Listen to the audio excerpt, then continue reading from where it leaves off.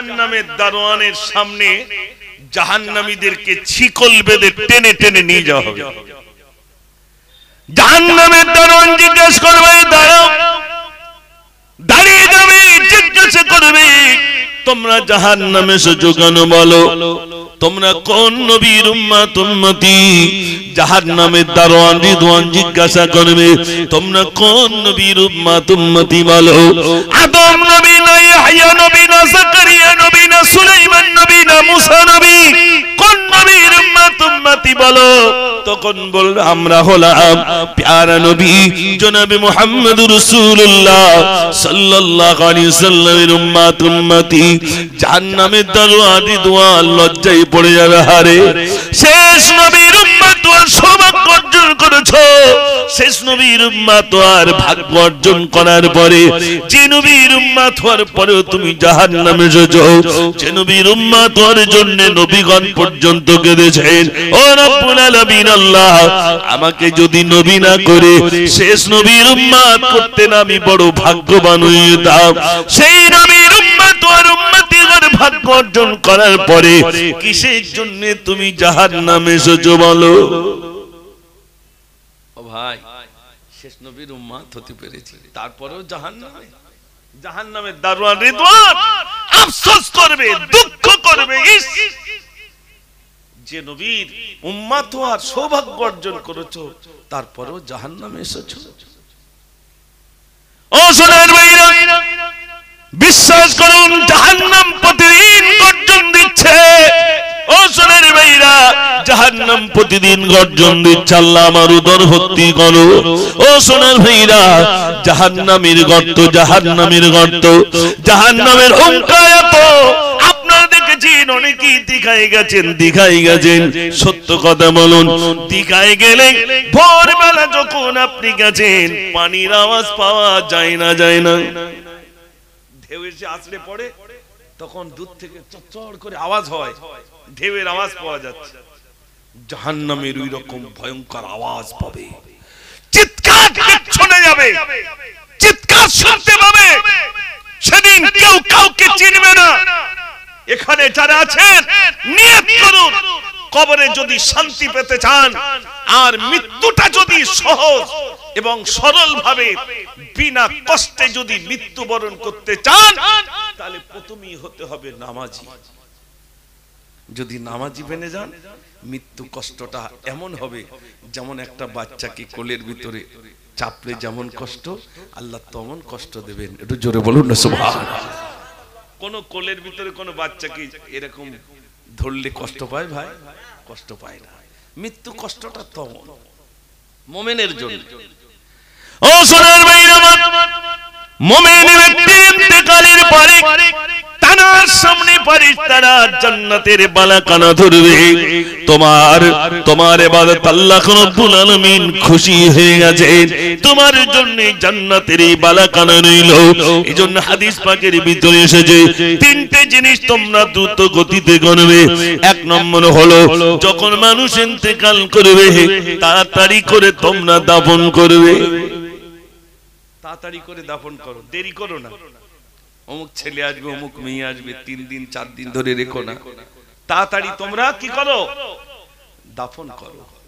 কেন? ওই মুমিন ব্যক্তি বলবে, আমাকে তাড়াতাড়ি নিয়ে চলো, তাড়াতাড়ি নিয়ে চলো, আমার জন্য উত্তম বালাখানা আল্লাহ পাক আমার জন্য রেখে দিয়েছেন। একটু জোরে বলুন না সুবহানাল্লাহ। আর জাহান্নামী বলবে, আমাকে নিয়ে যেও না, ওই দাও দাও করে আগুন জ্বলছে, আমাকে নিয়ে যেও না। আসোনার ভাইরা, এখানে যত ভাইরা আছে, আমাদের সন্তানেরা যারা নামাজ পড়ে না, তাদেরকে আমাদের নসিহত করতে হবে, বাবা তুমি নামাজ পড়ো। আপনারা যারা গার্জিয়ান আছেন, অভিভাবক আছেন, আপনাদের কি বেশি বেশি তালিম দিতে হবে ভাই। আপনাকে ডাকতে হবে, বাড়ির সদস্যদেরকে ডেকে আপনি নসিহত করুন, আপনি তালিম দেন, যে কোনো কিতাব থেকে আপনি তালিম দেন। তাই নামাজের মাসলা থেকে আপনি বলুন, আপনি আপনার স্ত্রীকে তালিম দেন, বৌমাকে তালিম দেন। সারা দিনের ভিতরে 1 ঘন্টা, আধা ঘন্টা আপনি ব্যয় করুন।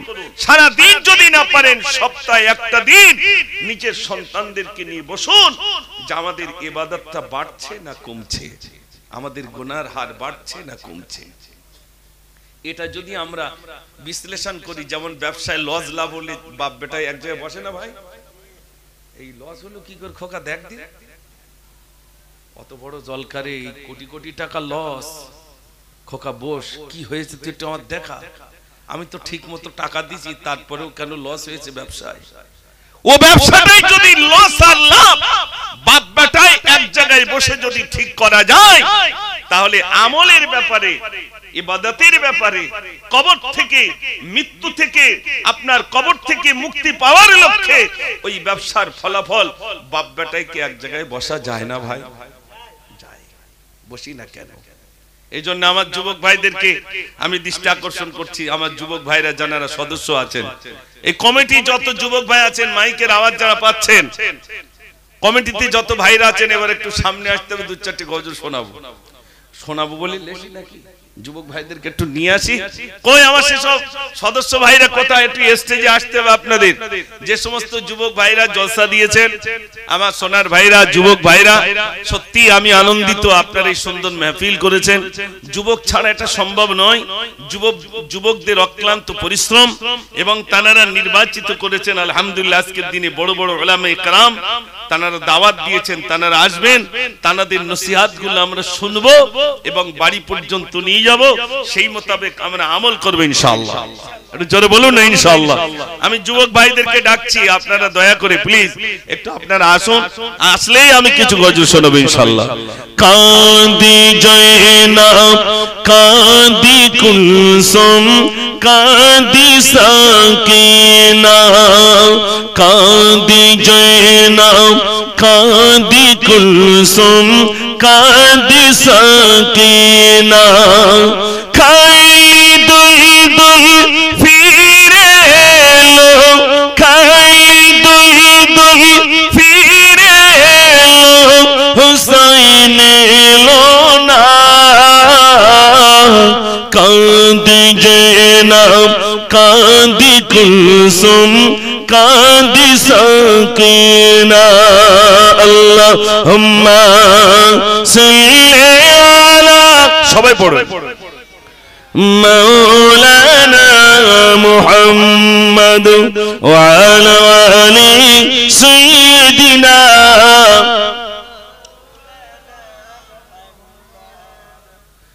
আমার ভাইয়ের এখানে যেন আমরা আছি, আমরা একবার নিয়ত করি ইনশাআল্লাহ আমরা সবাই নামাজ পড়বো ইনশাআল্লাহ। একটু জোরে বলুন ইনশাআল্লাহ। আল্লাহ যেন আমাদের প্রত্যেককে নামাজি বানিয়ে দেন, সবাই বলুন আমিন। নামাজ পড়বেন ভাই, নামাজ ছাড়া মুক্তি নাই, নামাজ পড়তে হবে। আচ্ছা এখানে যারা আছেন একটু আপনাদের কাছে বলি, হসপিটালের বেডে শুয়ে আছেন, আপনি খুব অসুস্থ, শরীর খারাপ, তারপরেও আপনার নামাজ পড়তে হবে না হবে না?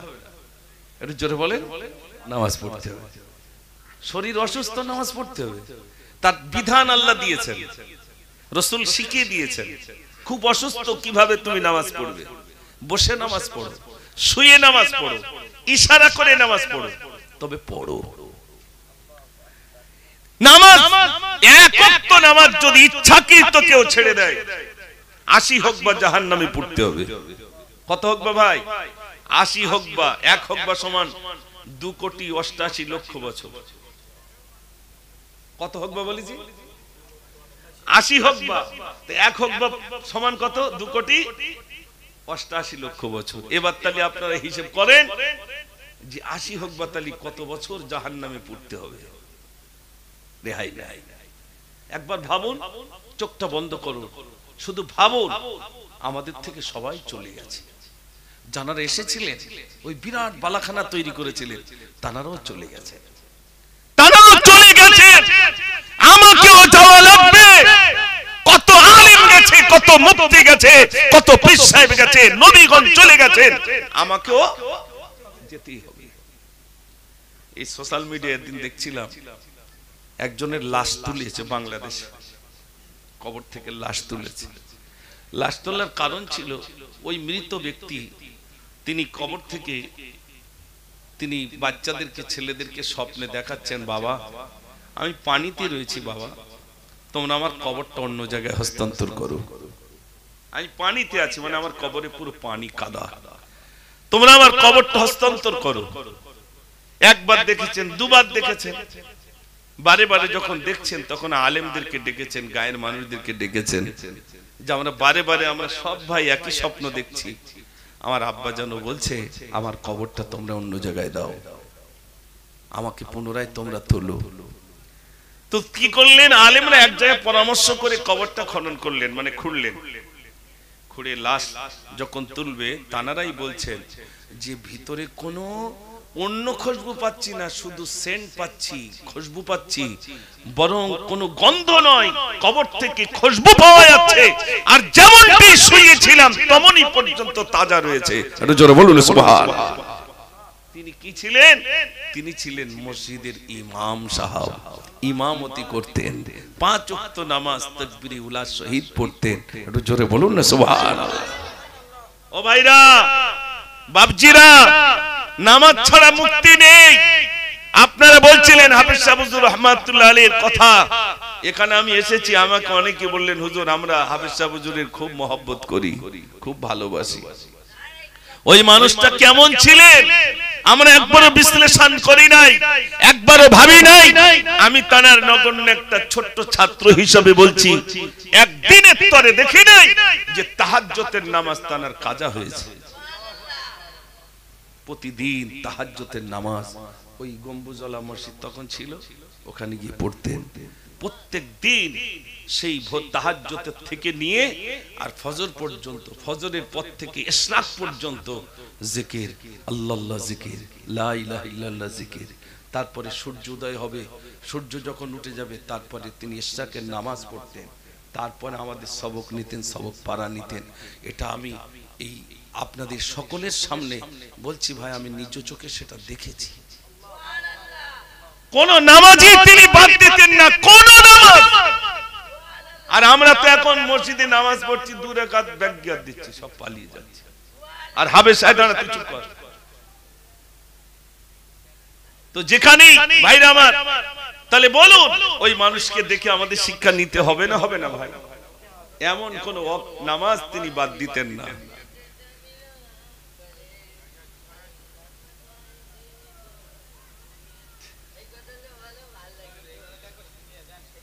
আচ্ছা দাঁড়াতে আমি বলিস তো, তুই গালটা বন্ধ কর। একটু সবাই তাকবীর দেন, নারে তাকবীর। আপনাদের এদিকে আসলে এই কয়েকটা আছে ভাই, ওরা সেখানে যায়, কি করব, কিছু করার নাই। ওই গিয়ে শুধু ওই সামনে বসে, পিছনে বসলে তাও পারা যায়। ও আসবে আবার স্টেজে বসবে, আমার পাশে বসবে, ও কেউ নামাতেও পারে না। তারপরে আবার টেনে টুনি আবার একটু ভালো মন্দ বললে নিচে বসলো, আলহামদুলিল্লাহ। তা আমি আপনাদের কাছে বলছিলাম যে নামাজ পড়তে হবে, নামাজ, নামাজ। আল্লাহ রাসূল সাল্লাল্লাহু আলাইহি সাল্লাম, দেখেন আমরাও যখন চলে যাই তখন আমরা বলি আমাদের ছেলেদেরকে, মেয়েদেরকে সব ডেকে বলি, এই কথা বললেন কি করে, বলো বলো গালে বলিস তো, বলবো, তুই একটু বন্ধ কর, কথা বন্ধ কর, আমি বলবো বলিস তো। আচ্ছা লে তোরটাই আগে বলি না, তো ঝামেলা করো ভাই, একটু বলে দিই। বিপ্লবী জনতার কাঁদিয়ে তুমি, শহীদি মরণ আজ চুমিলে তুমি। বিপ্লবী জনতার কাঁদিয়ে তুমি, শহীদি মরণ আজ চুমিলে তুমি। বিপ্লবী জনতার কাঁদিয়ে তুমি, শহীদি মরণ আজ চুমিলে তুমি। তুমি ছিলে বাংলার প্রীতি রাখবার, বাতিলকে পিছে তোমার দিকে তরতর। কোরআনে পাখি হয়েছিলে গো তুমি, কোরআনে পাখি হয়েছিলে গো তুমি। শহীদি মরণ আজ চুমিলে তুমি, শহীদি মরণ আজ চুমিলে তুমি। বিপ্লবী জনতার কাঁদিয়ে তুমি, শহীদি মরণ আজ চুমিলে তুমি।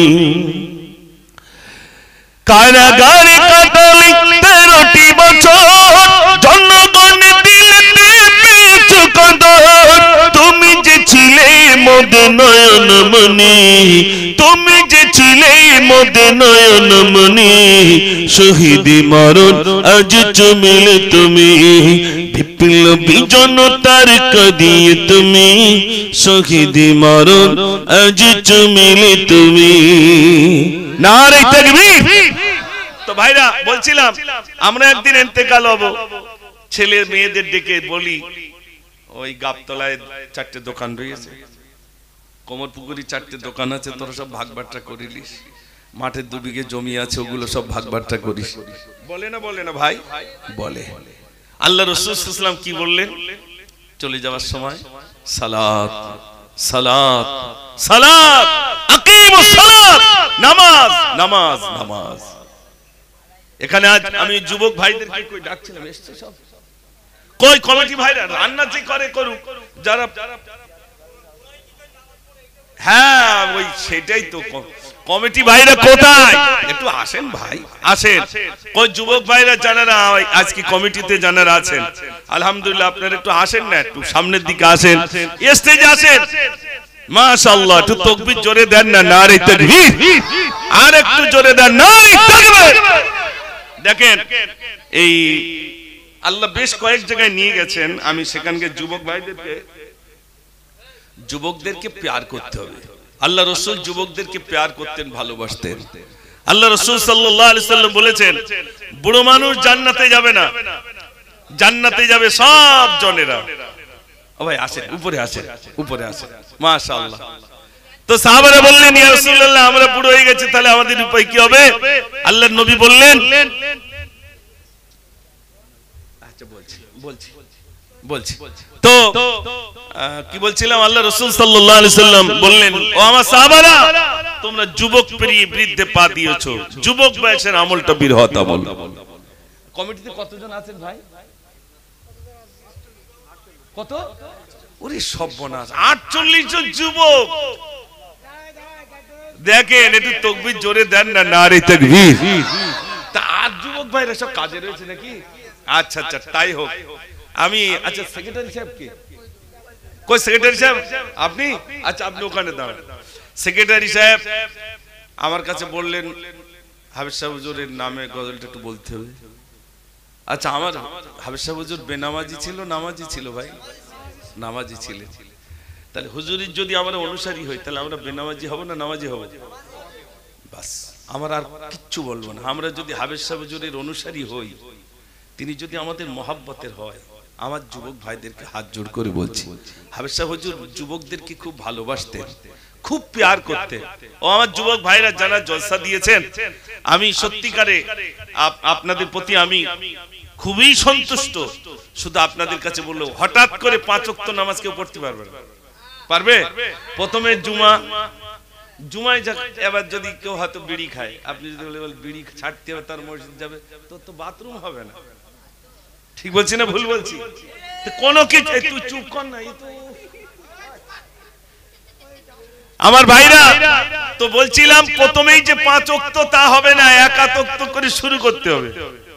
এই দেখেন এক রাজামশাই মেয়ে বিয়ে দেবে, জানেন ভাই? বসেন বসেন, আমাদের বসেন।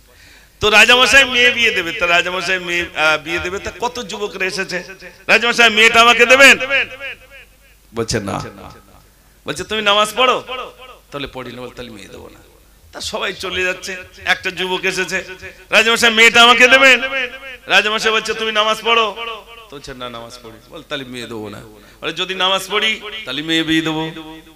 ও সোজা চলে গেছে মসজিদে, জানেন? মসজিদে গিয়ে আল্লাহু আকবার, আল্লাহু আকবার বলেছে, কিন্তু মনের মধ্যে শুধু হচ্ছে রাজার মেয়ে বিয়ে করবো, রাজার মেয়ে বিয়ে করবো। ও মসজিদে এসেছে কিসের জন্য ভাই? রাজার মেয়ে বিয়ে করবে, তাই নামাজ পড়তে। 1 বছর হয়ে গেছে, 2 বছর হয়ে গেছে, রাজার লোক পাঠিয়েছে যাও তো ওই ছেলেটার সঙ্গে মেয়ে বিয়ে দেবো। গিয়ে রাজার শিষ্য পাঠিয়েছে, রাজামশাই লোক পাঠিয়েছে, সেই যুবকের কাছে গেছে। যুবককে গিয়ে বলছে ও যুবক চলো, রাজামশাই মেয়ে দিয়ে বলছে। বলে কেন? বলে তুমি সে বিয়ে করে বলেছিলে রাজামশাইয়ের মেয়ের সঙ্গে তোমার বিয়ে দেবে। বলে গিয়ে বলো আমি আর বিয়ে করব না। বলছে কেন? বলছে নামাজের ভিতরে যে স্বাদ পেয়েছি, যে তৃপ্তি পেয়েছি, আমার বিয়ে করার আর প্রয়োজন নাই। জোরে বলুন না সুবহানাল্লাহ। আমরা যদি মসজিদে গিয়ে 7 পেতাম তাহলে কেউ ফিরে আসবে বলে মনে হয়? 7 পাইনি, 7 লাগাতে হবে। সেই 7 লাগাতে গেলে আমার এখানে অনেক যুবক বাইরে রয়েছেন, সেক্রেটারি সাহেবকে বললাম জায়গা সংকীর্ণ তো, নাইলে আমার ওই 40টা যুবক আমি যদি লাস্টে থাকতাম তো এখান থেকে মুরিদ করে তারপর বাড়ি পাঠাতো, কিন্তু লাস্টে নিত আমি না, তো 40 জনের ডেকে নামাজি ওয়াদা করি নিয়ে তারপরে ইনশাআল্লাহ যেরকম কালেকশন করে আমি এরকম কালেকশন করে তারপর, কিন্তু কিছু করার নেই যেহেতু এখন সব কাজে কামে আছে আমার যুবক ভাইদের। এই জন্য আমি আপনাদের ভাই হিসাবে আপনাদের বলছি, ভাই আমার কথা এখন মনে পড়বে না, কবে মনে পড়বে জানেন? মনে পড়বে ওই দিন আপনাদের দিকে বড় বড় পুকুর আছে, হ্যাঁ ওজন নিয়ে বারাক ওবামা, সে তো আর মনে নেই, আচ্ছা মনে নেই, স্বপ্ন দেখি ইউসুফ নবী, আল্লাহ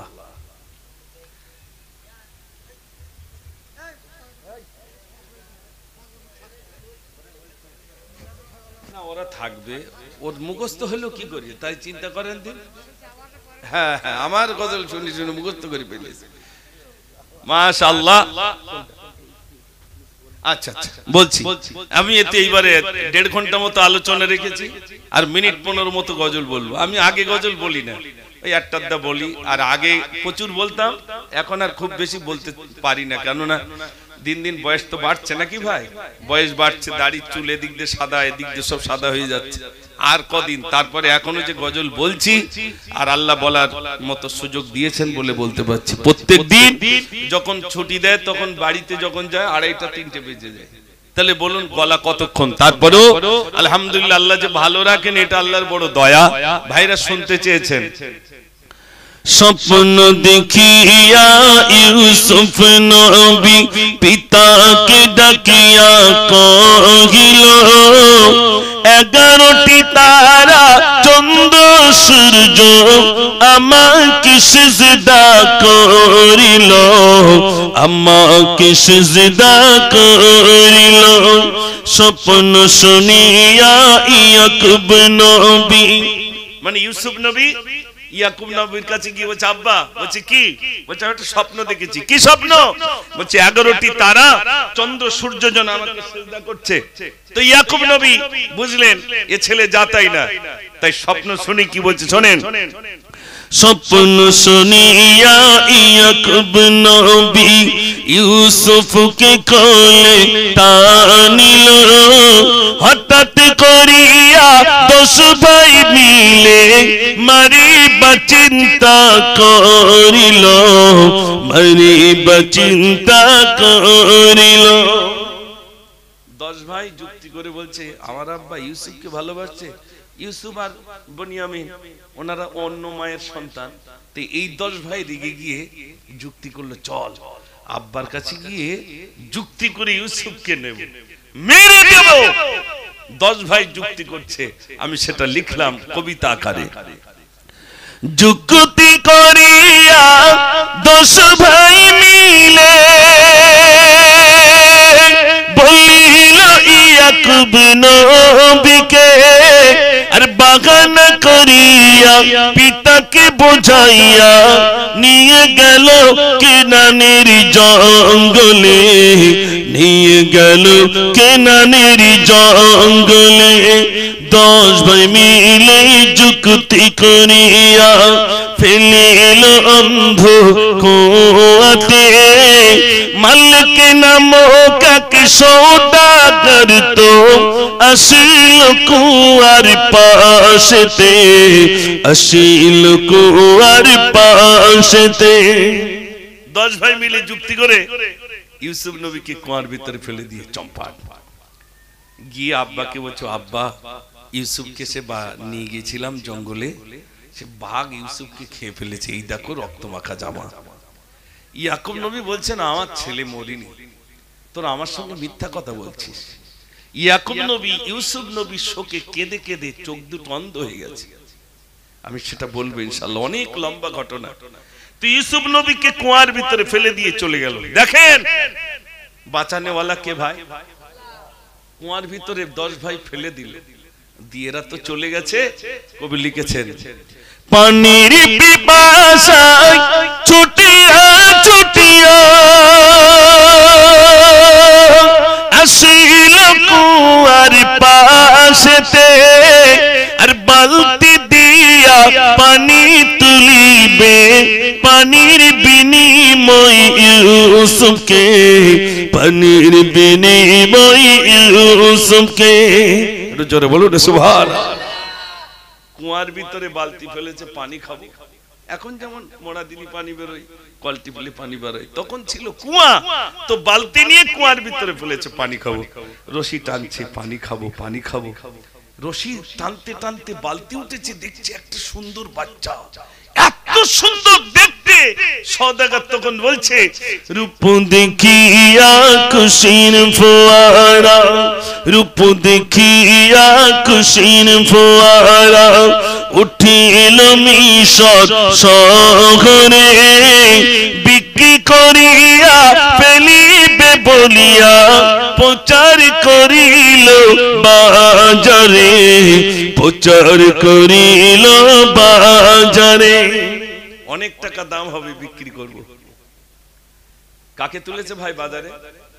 ইউসুফ নবীকে বাজারে তোলা হলো। একজন নবীকে আল্লাহ কি পরীক্ষা নিচ্ছে দেখেন, বাজারে তোলা হলো, বিক্রি হলেন। বিক্রিত হলেন কার বাড়িতে গেলেন? সেই জুলাইখার বাড়িতে। জুলাইখার বাড়িতে কি করে গেল? এখন এই ঘটনা বলতে গেলে অনেক সময় লাগবে ভাই, এই গজল অনেক বড়তে অল্প করে বললাম। সেই ওই সর্বনাশ করে ধলতা দিতে দিতে তো সমস্যা হয়ে যাবে।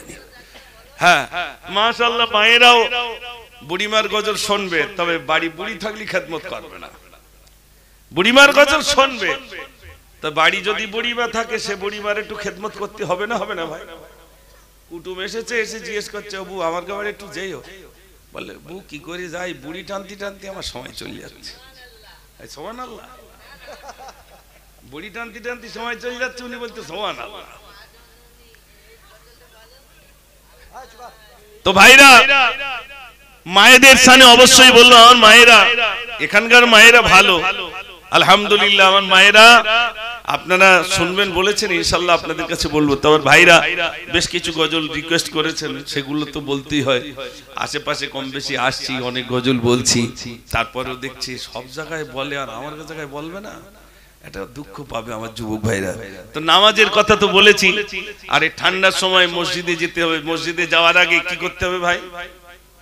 ওযু করতে হবে। আজ একটু ওযুর গজল শোনাবো। অনেক যুবক ভাইরা এসেছেন, ওযুর গজলটা একটু শোনেন, এটা আমার বিরাট মূল্যবান একটি গজল। কেননা কি করে ওযু করতে হয়, এখন যদি আপনার নিয়ে বদনা নিয়ে যায় আর যদি বলি ভাই চল কি করে ওযু করতে শিখিয়ে দেই, একদিন নামাজ পড়তেছে আমার আর ওযু শেখাতে হচ্ছে, বলবে না? বলবে না? বলবে। আর গজলের মাধ্যমে ওযু শেখাবো, চাচা কোনো কিচ্ছু বলবে না, চুপচাপ শুনবে, ভুলগুলো সংশোধন হয়ে যাবে, তাই তো নাকি? তা কিভাবে ওযু করতে হয় শোনেন।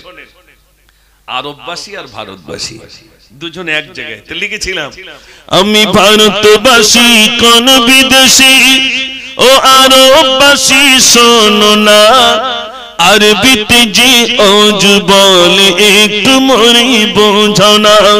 আমি ভারতবাসী কোন বিদেশি, ওযু জানো না? বুঝছে না? ওযুর বায়ান করব আমি, শুনি তুমি লবে, ওযু করতে না ভুলিলে সফল হবে তবে। কাবার দিকে মুখটি করে উঁচু জায়গায় বসিয়া, আর ছিটিয়ে যেন ওযুর পানি না যায় শরীর ভিজিয়া। আমি ভারতবাসী কোন বিদেশি, যে পানিটা পড়ে যাবে তোমার যেন হাত পায়ে না লাগে, কারুর গায়ে যেন না লাগে। কারণ যে পানিটা পড়ে যায় ওটা পাক না না পাক ভাই? জোরে বলে না পাক, পবিত্র করছে ওটা না পাক যেটা পড়ে যাচ্ছে। এবার কি বলে ওযু করবেন? বিসমিল্লাহ বলে ওযু তুমি শুরু করো তবে, সর্বপ্রথম দুই হাতেরই কবজি তুমি ধোবে, মেশক ছেড়ে তিন কুলি করে। মেশক বোঝেন তো? দাঁতন। আমরা অনেকে মনে করি তবলিগরা শুধু মেশক করে আর ফুরফুরারা করে না। আচ্ছা মেশক কি আবার তবলিগ ফুরফুরা হলো ভাই? না, মেসওয়াক করে ওযু করবেন। আপনি ওযু করার সময় মেসওয়াক করবেন, নামাজে যে সওয়াব ছিল মেসওয়াক করার দরুন 70 গুণ সওয়াব বেড়ে গেল। জোরে বলুন না সুবহানাল্লাহ। মেসওয়াক করবেন। বিসমিল্লাহ বলে ওযু তুমি শুরু করো, তবে সর্বপ্রথম দুই হাতেরই কবজি তুমি ধোবে। মেসওয়াক ছেড়ে 3 কুলি করে দাঁত পরিষ্কার করে নাও। রোজার সময় নাকি হলে গড়গড়া করে যাও। আমি ভারতবাসী কোন বিদেশি।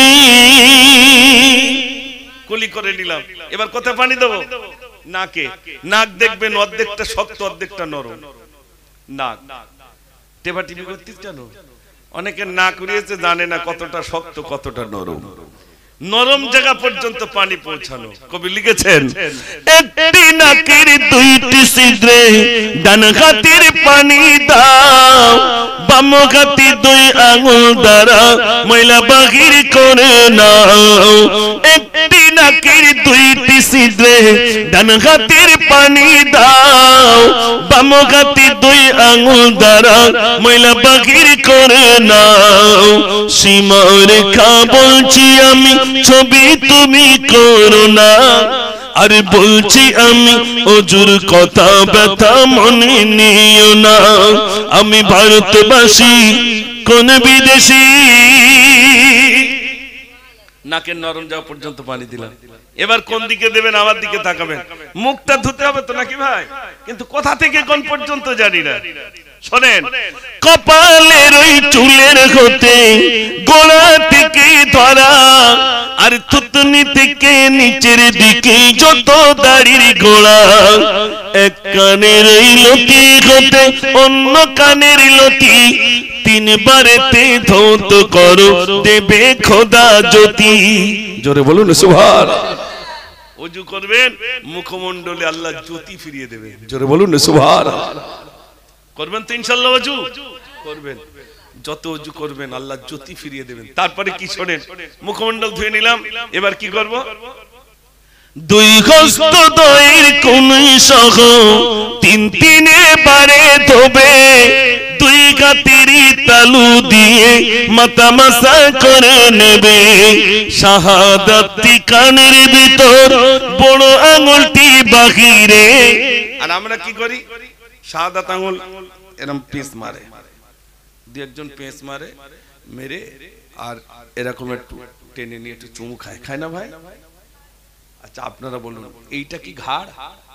ঘাড় কোনটা? পিছনে 2টো শির চলে গেছে, ওটা হলো ঘাড়। ঘাড় মাসা করতে হবে। আল্লাহুম্মা ফুক্কা ওয়াকাবাতিম মিনান নার।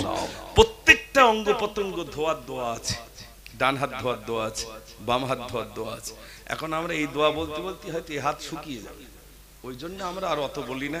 আঙুলগুলো শীতের সময় পানি ঠিক মতো যায় না, আঙুলগুলো খিলাল করতে হবে, পায়ের আঙুল খিলাল করতে হবে। ওযু করতে গেলে একটু মহব্বত করে করতে হবে নাকি ভাই? যে জিনিসে আমার গোনাগুলো ঝরে যাচ্ছে। ইমামে আজম আবু হানিফা রাহমাতুল্লাহ, এই যেরকম আপনাদের ড্রেন আছে না, তো ওযুর একটা ড্রেন থাকে। ইমামে আজম দেখতে পেতেন ওই পানি যেগুলো গড়িয়ে যেত, ইমামে আজম দেখতে পেতেন কে কি গোনা করে এসেছে। ইমামে আজম আবু হানিফা রাহমাতুল্লাহ আলাইহি দেখতে পেতেন ওই মানুষটা জেনা করে এসেছে, ওই দেখো জেনা, যে পানি ধুয়ে যাচ্ছে মানে গোনা ঝরে যাচ্ছে, দেখতে পেতেন। ইমামে আজম আল্লাহর কাছে বললেন, আল্লাহ এটা আমার কাছ থেকে তুলে নাও, নইলে এই মানুষটার প্রতি আমার বিদ্বেষ হিংসা জন্ম নেবে। আল্লাহ তুমি আমার থেকে এইসব জিনিস তুলে নাও। ভাইরা, তাহলে এক কথায় দেখা গেল ওযু করলে পানি ঝরে যায়, অর্থাৎ গোনা ঝরে যায়। গোনা ঝরে যায়। আমাদের ছেলেগুলো যখন টিউশনি থেকে আসবে, বাচ্চাগুলোকে ওই রাতে দেখবেন অনেকে বলে, কচি পা ধুয়ে নাও, হাত ধুয়ে নাও, তারপর ঘরে এসো। আপনার ছেলে হাত ধুলো, পা ধুলো, মুখ ধুলো, কিন্তু আপনি ওই হাত ধোয়া পা ধোয়া না করে যদি বলেন, বাবু তুমি ওযু করে এসো, তো আপনার ছেলে, আমার ছেলে, আপনার মেয়ে, আমার মেয়ে ওযু করে আসবে, না জানি ওই রাতে মৃত্যু হবে। আল্লাহর নবী সাল্লাল্লাহু আলাইহি সাল্লাম বলেন, যে ব্যক্তি ওযু করার পরে রাতে শুয়ে পড়লো আর ওই রাতে মৃত্যু হলো, আল্লাহ পাক তার মৃত্যুটা শহীদের খাতায় লিপিবদ্ধ করবেন। জোরে বলুন না সুবহানাল্লাহ। শহীদের খাতায়। আমরা অন্তত শোয়ার সময় ওযু করে শোবো তো ইনশাআল্লাহ? শোয়া তো হচ্ছে ধুম করে গিয়ে শুয়ে পড়লে, এবার যেখান যা শোয়ার তো একটা তরিকা আছে না নেই ভাই? খাওয়ার একটা তরিকা আছে, চলার একটা তরিকা আছে, বসার একটা তরিকা আছে, পদ্ধতি আছে। কে শিখিয়ে দিয়েছেন? বিশ্বনবী সাল্লাল্লাহু আলাইহি সাল্লাম। কেমন শুতে হবে, কেমন চলতে হবে, কেমন বসতে হবে, কেমন খেতে হবে, কেমন বিজনেস করতে হবে, পিতামাতার সঙ্গে কি ব্যবহার করব, প্রতিবেশীর সঙ্গে কি ব্যবহার করব, শিশুদের সঙ্গে কি ব্যবহার করব, বড়দের সঙ্গে কি ব্যবহার করব, গুরুজনদের সঙ্গে কি ব্যবহার করব, রাসূল করিম সাল্লাল্লাহু আলাইহি সাল্লাম প্র্যাকটিক্যালি মানুষদেরকে শিখিয়ে দিয়েছেন। জোরে বলুন না সুবহানাল্লাহ। প্র্যাকটিক্যালি নিজে দেখিয়ে দিয়েছেন। অতএব এখানে আমরা যত ভাইরা আছি, ওযু আমাদের করতে হবে বারে বারে। যখনই ওযু ভেঙে যাবে, হযরত বিলাল রাদিয়াল্লাহু তাআলা আল্লাহ রাসূল মিরাজে গেলেন, সিদরাতুল মুনতাহা বিলাল রাদিয়াল্লাহু তাআলা যেন সামনে দিয়ে হেঁটে যায়। রাসূল দেখছেন আমার সামনে দিয়ে যেন বিলাল হেঁটে যায়।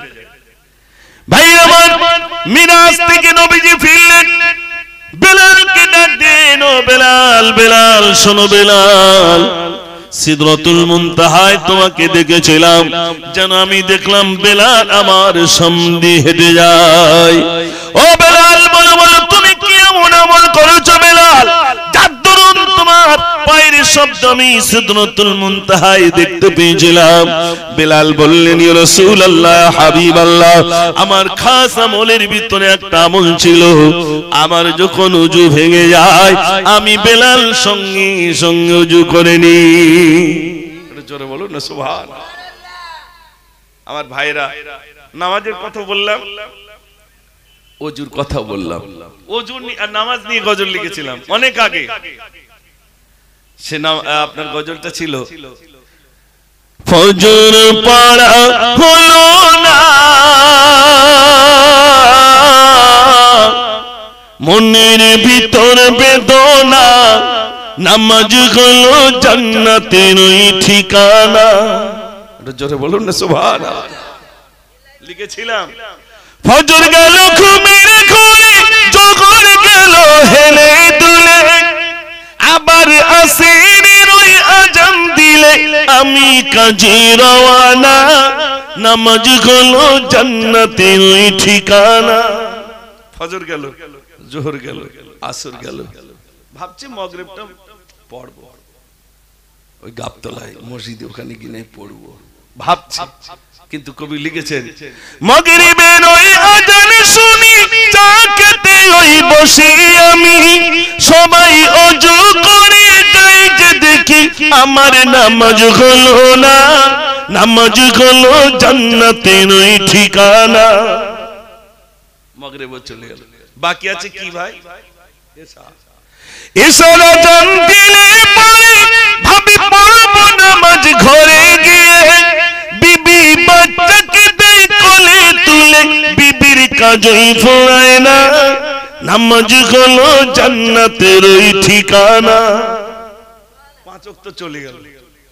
তো 5 ওয়াক্ত যাওয়ার পরে যিনি গজলটা লিখেছেন তিনি বলছেন, এমন ভাবে দিন কাটিলে কবরেতে কি বলিবে, বলি ও মুজাফফর তুমি যেন নামাজ পড়া ছেড়ো না, নামাজ হলো জান্নাতের ওই ঠিকানা, নামাজ হলো জান্নাতের ওই ঠিকানা।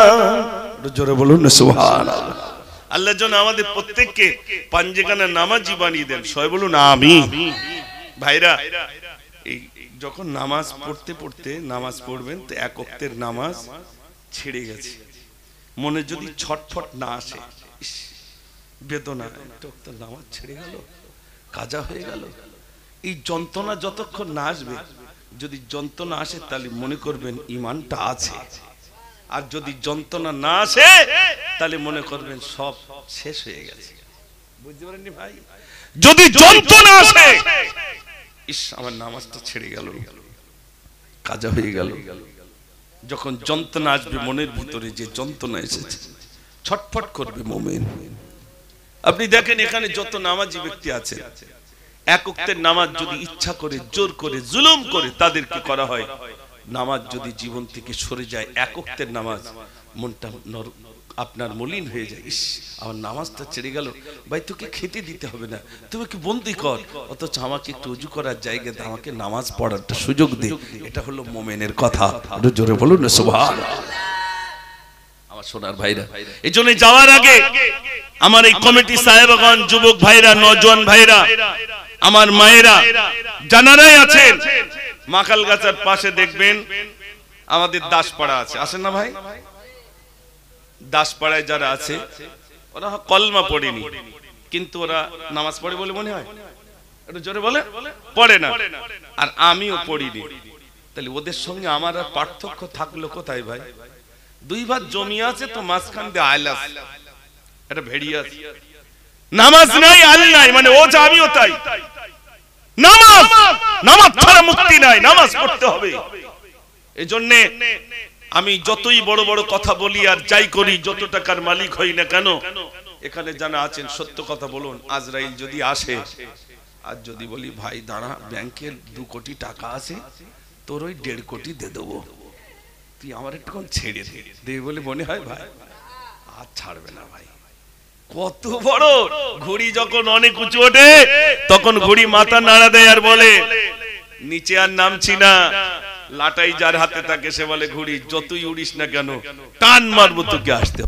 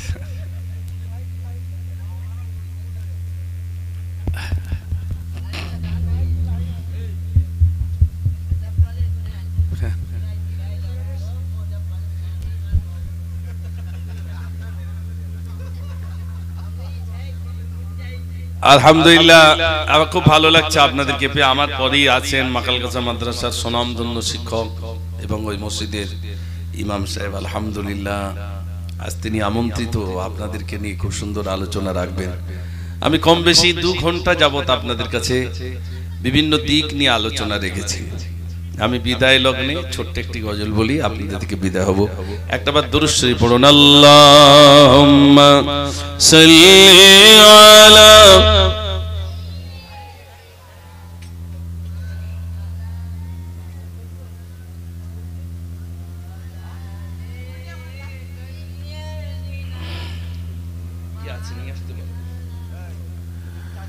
মাশাআল্লাহ। আমি এতক্ষণ যা আলোচনা রেখেছি আপনার কষ্ট পেয়েছেন নাকি ভাই? হয়তো একটু এদিক ওদিক হয়ে গেছে, হয়তো কারোর একটু গাদ দিকে। অনেকে বলে হুজুররা উঠে শুধু নামাজের কথা বলে, অন্যান্য কথাগুলো বলবে তা নামাজের কথা বলে। তো আপনি বলেন নামাজ ছাড়া আপনি কি কথা নিয়ে আপনি শুনবেন ভাই? সব আলোচনা শুনলেন অথচ নামাজ পড়লাম না, তো বরবাদ। এই জন্য আল্লাহ পাক যেন আমাদের প্রত্যেককে পাঞ্জেখানা নামাজি বানিয়ে দেন, সবাই বলুন আমিন। আল্লাহ যেন আমাদের সুপথগামী করেন, দুনিয়া আখিরাতের ভালাই আল্লাহ যেন আমাদের নসিবে কবুল করেন, সবাই বলুন আমিন। আমি ছোট্ট একটি গজল বলে আপনাদের থেকে বিদায় হব। আমার পরেই মুফতি সাহেব আপনাদের সামনে আলোচনা রাখবেন, তারপরেই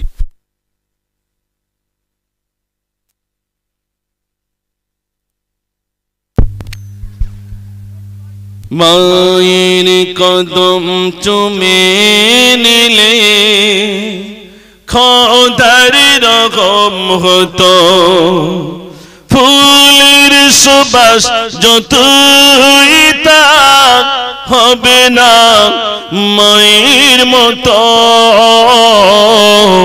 মায়ের কদম চুমে নিলে খোদার রকম হতো জান্নাত পেতে যদি চাও দিও না মাকে ব্যথা গর্বে দরনে যন্ত্রণা মায়ের দিলে গাথা কোথায় গেলে পাবো বলো আমার মায়ের মতো মায়ের কদম চুমে নিলে খোদার রকম হতো। মাশাআল্লাহ আমাদের মুফতি সাহেব এসেছেন, আলোচনা শুনবেন, সবাই একটু তাকবীর জোরে দেন, নারে তাকবীর। এই তুই ছিড়ে বস, হ্যাঁ মাকাল গাজা হুজুরের, মাকাল গাজা হুজুর বলতে এখন তো মুফতি সাহেব মাকাল গাজার হুজুর আলহামদুলিল্লাহ। তো এই শেষ মানে আমার পুরো মনে নেই, সে হুজুরের একটা জলসা এসেছিলাম মোল্লাপাড়ায়, আমার সেই সময় লেখা তার মনে নেই, একটুখানি মনে আছে। আজি কি যেন শোকের ছায়া নেমে এসেছে মোর হুজুরের স্মৃতিগুলো চোখে ভাসিছে আজকে যেন শোকের ছায়া নেমে এসেছে আজকে যেন শোকের ছায়া নেমে এসেছে মোর হুজুরের স্মৃতিগুলো চোখে ভাসিছে আজকে যেন শোকের ছায়া নেমে এসেছে। নারে তাকবীর। আমি যাওয়ার আগে একটা কথা অনুরোধ করব, সেটা হলো কেউ ওঠাউঠি করবেন না, সবাই বসে যাবেন। মুফতি সাহেব এসেছেন, তার মুখ থেকে আলোচনা শুনবো। আমাদের দিকে একটা স্বভাব আছে, হুজুর কিছু কিছু বক্তা নেমে গেলে কিছু মানুষ উঠে চলে যায়। এটা কি ঠিক ভাই? না, এটা একটা ক্লাস, এটা একটা স্কুল, এটা একটা ইউনিভার্সিটি। জানানাই থাকবেন সবাই আমরা ছাত্রের মতো, এখানে এক একজন ওলামা আসবে, কিন্তু আমরা কি করি, ও আঙ্গা হুজুর চলে গেছে তাহলে এবার ছুট মার, এরকম করবেন না, এগুলো খুব বেয়াদবি ভাই, প্লিজ এগুলো করবেন না আমার সোনার ভাইরা। সবাই জমে বসুন, মুফতি সাহেবের আলোচনা আমাদেরকে শুনতেই হবে। সবাই জমে বসুন, দুরূদ শরীফ পড়ুন। আল্লাহুম্মা সাল্লি আলা